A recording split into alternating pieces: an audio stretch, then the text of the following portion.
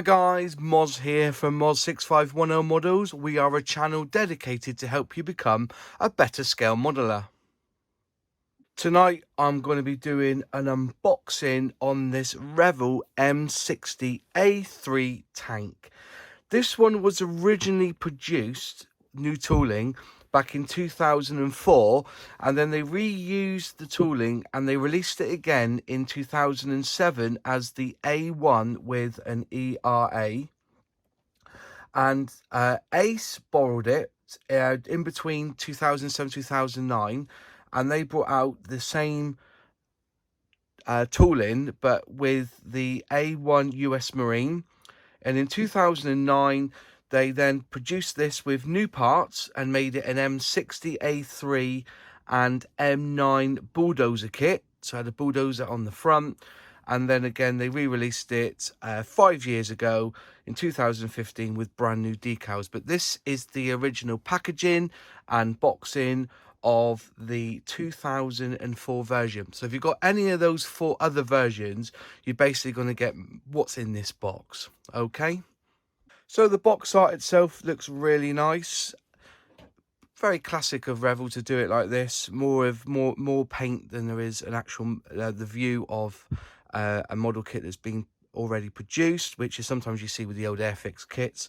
172 scale, the length of it will be 13.1 centimeters, and the tank illustration there on the front.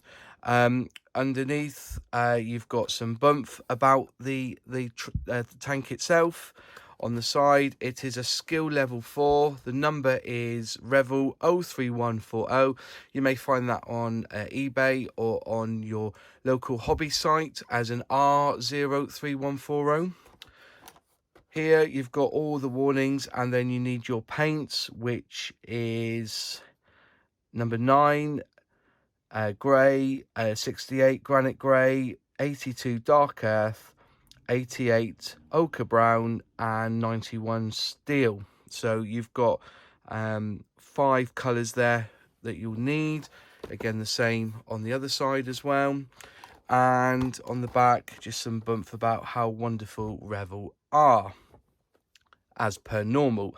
So we're going to open the box, and as you see, side opening box, and inside you have the very small A5 folded in size instruction kit, and you have your sprues.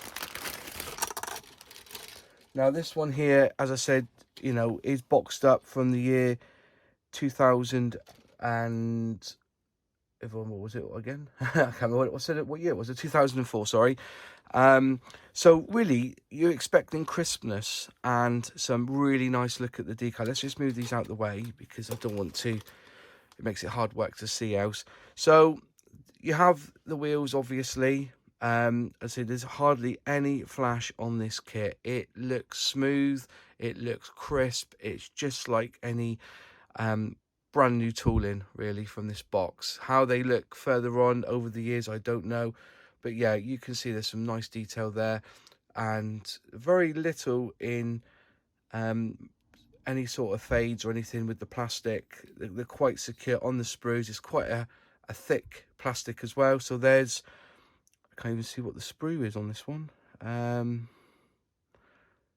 think they're sprue numbered, are they? Nope, can't see any what sprue letter is on that one. On this one here, on the tank, some nice detail for the top of the tank there. You can just see there's 172 M60. So just going through all the pieces there, you can see there's some nice detail there. Plenty of lines there, and they're quite, you know, definitely feel them. They're quite deep as well. They haven't scrimped on this kit, as you can imagine. Well, with Revell, it's very strange, isn't it? Because they you know, they don't seem to come out with anything new these days. So there's the second sprue, and here's the sprue with the turret on. Some nice little details there. You can obviously add your own. So crisp.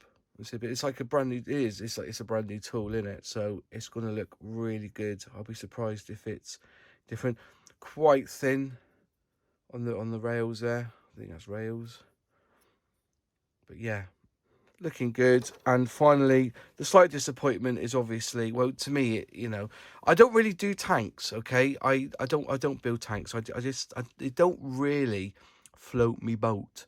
But I know that when I've done tanks, it seems to be a more of a preference to have either a rubber track or something with, you know. But having to join these up, and there's some segments there to help you with. So yeah, see, the detail on them is really, really good.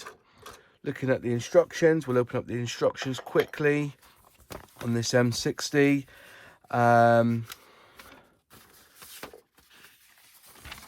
It seems to, let's put that one side, we'll have a look at that in a minute. It seems to be, oh, that's the worst, that is, isn't it? Why can't it just be a book? So there's your call outs on your sprue, because obviously they've not numbered this or lettered the sprues, so basically they're all up there. You have to find which part you need by looking at the diagram on the actual sprue itself. So start off with number 1, number 2. So basically you start with the under and the sides. Moving on, you're starting to put some lugs in there, ready for the build in putting on the road wheels there. I think the driving sprocket, you know, that driving sprocket there, looks like it comes in 4 pieces, and you do that twice. So for the front on the, I think that's the front ones there for the drive sprocket, drive sprocket, I should say.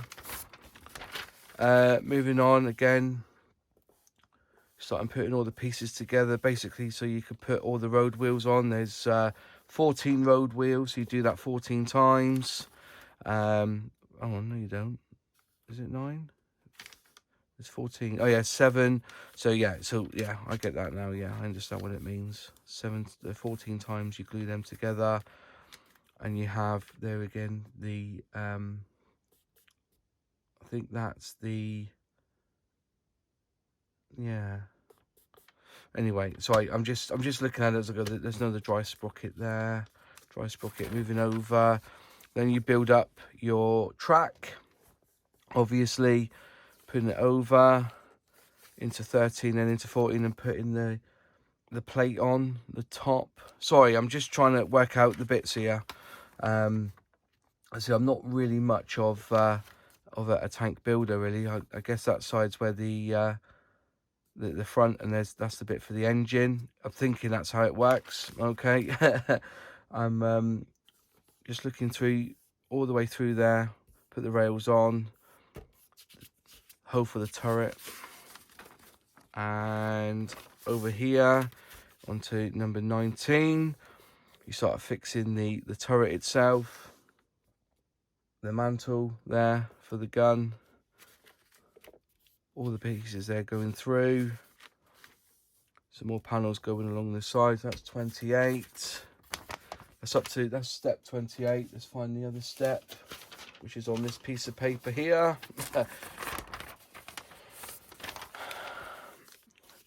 You've got the rail going around the back of the turret, and then you have the commander hatch. Or is that called a cupola? I think that's called a cupola. Okay, straight on there. Then the barrel comes in 2 halves. So 2 halves there. It all goes in on top. And 35 is the last bit. So I suppose you don't have to glue that because it spins left and right.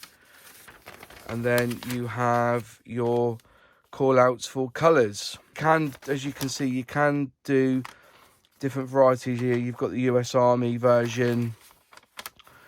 You've got the Griechenland 2001. See if there's any other decals here. Any other markings up.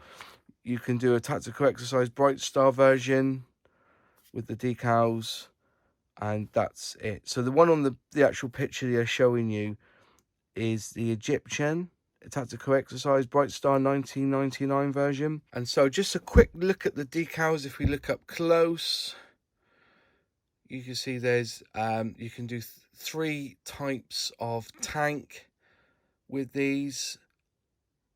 All right, so you can see quite crisp, very small. They're tiny, but yeah. So you will have fun doing this kit and adding these really nice decals to the tank. I wasn't going to build this one yet. It was something that came in the post, and I thought, oh, that seems to be a good kit. But anyways, there you are. So just a quick piece of history on this kit.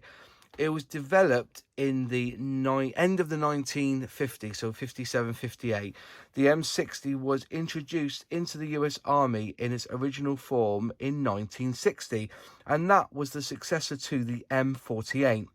And in October 1962, the version known as the M60 A2 with improved turret went into production, only to be superseded by this one, the A3, in May 1980.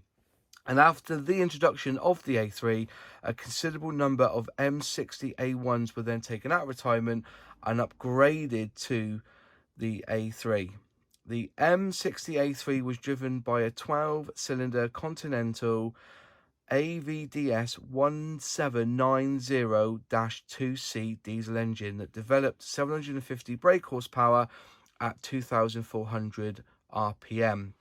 Giving that the M60 A3 a maximum road speed of 48 kilometers an hour. This vehicle could cross 2.59 meter wide trenches, 60% gradient, and after a brief preparation could ford water obstacles 2.5 meters deep, and was crewed by commander, gunner, loader, and a driver. So there, a little bit of history there on the M60. Anyway, again, thank you so much for watching. If you liked the video, click like. If you could subscribe, if you're not a subscriber, please click subscribe, and also just press that bell so you get more notifications when I upload a video to this channel. Everything else, in this time of real need in the world, stay safe and cheers.